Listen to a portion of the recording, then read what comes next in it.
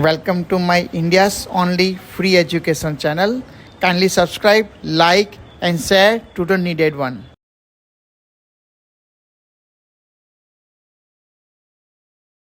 Now we're dealing with the patient with a very acute right cerebral hemorrhage. એ પેશન્ટને આપણે અત્યારે નીલ sitting પર બેસાડ્યું છે, એક વર્ટિકલ એક હોરિઝોન્ટલ અને પછી એની ઉપર એક આડો પીલો, જે આપણે આગળના વિડીયોમાં પોઝિશન જોઈ. હવે અહીંયાથી પેશન્ટને આપણે નીલિંગમાં લેવાનું છે અને હવે ઇન્ડિપેન્ડન્ટ નીલિંગનો ટ્રાય કરીએ છીએ. નીલ સિટિંગમાં જ ખાલી ઇન્ડિપેન્ડન્ટ ટ્રાન્સ કંટ્રોલ આવી રીતે. તો એના માટે પેશન્ટને આપણે કરે છે એક હાથ ઉપર મૂકો, પહેલા ડાબો હાથ મૂકવાનો જેનો નોર્મલ છે, એના સપોર્ટથી પછી આપણે નીલ સિટિંગથી નીલિંગમાં આવી ગયા. પહેલા જે હાથ મૂક્યો તમે નીલ સિટિંગમાં હતા, પછી આપણે નીલિંગમાં આવી ગયા.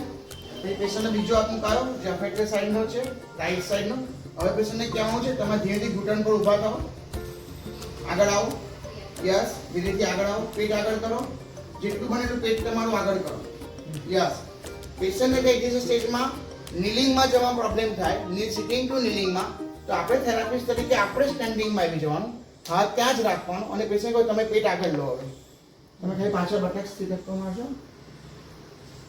યસ. પેટ આગળ કરો, તમારું પેટ આગળ કરો, હા પેટ આગળ કરો, યસ. ઉપર જોવાનું, આ હાથનું વજન આપો બરાબર, યસ.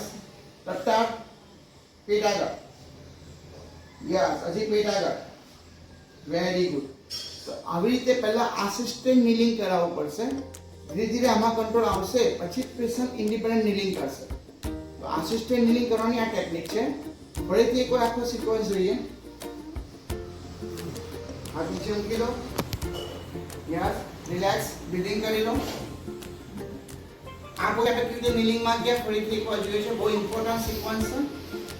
આ ડાબો હાથ જે સારો છે મારા ખભે મૂકી દો, યસ. પછી પેશન્ટ અફેક્ટેડ સાઈડનો મૂક્યો, હજી હું નીલ સિટિંગમાં જ છું એઝ અ થેરાપિસ્ટ. હવે જ્યારે પેશન્ટને કહેવાનું છે કે તમે નીલિંગ કરો, એ પહેલા આપણે નીલિંગમાં જવાનું. આપણે નીલિંગમાં ગયા, પેશન્ટ હજી બી નીલ સિટિંગમાં જ છે. હવે પેશન્ટને કહેવાનું છે તમે જાતે નીલિંગમાં આવવાની કોશિશ કરો, પેટ આગળ કરવાની કોશિશ કરો, કરો કરો કરો કરો. પેશન્ટ જાતે થોડું થોડું કરી શકે છે. પેશન્ટને વીક પડે છે, હજી નથી થઈ શકતું નથી, તો આપણે શું કરવાનું, આપણે સ્ટેન્ડિંગમાં આવી જવાનું.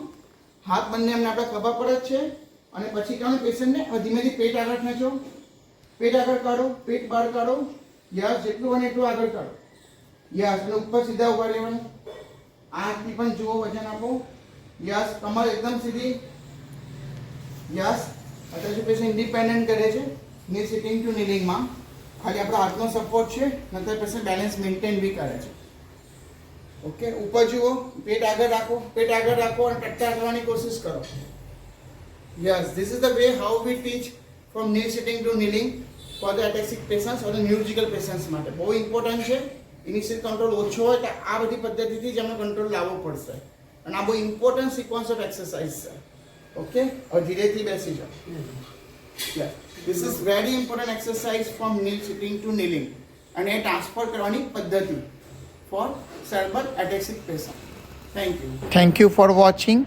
Please give your comments and feedback. Stay tuned for more upcoming new videos.